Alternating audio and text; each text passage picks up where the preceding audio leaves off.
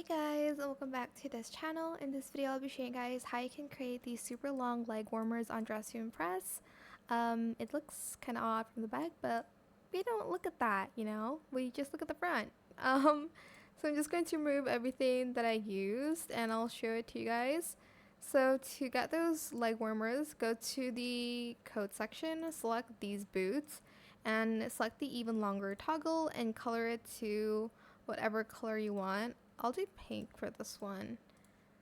And then I am going to use these pants, and we're also going to color that pink.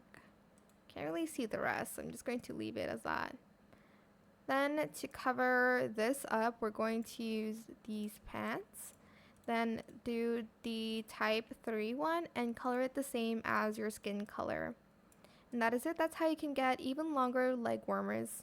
I hope this tutorial was helpful for you guys. Don't forget to like, comment, share, and also subscribe to this channel if you haven't done that already. If you have any more questions about this video, just leave it in the comment section down below. I will try my best to answer them all for you guys. And if you found this video helpful, please click the thanks button as well. That is it for this video. Thank you so much for watching. Bye!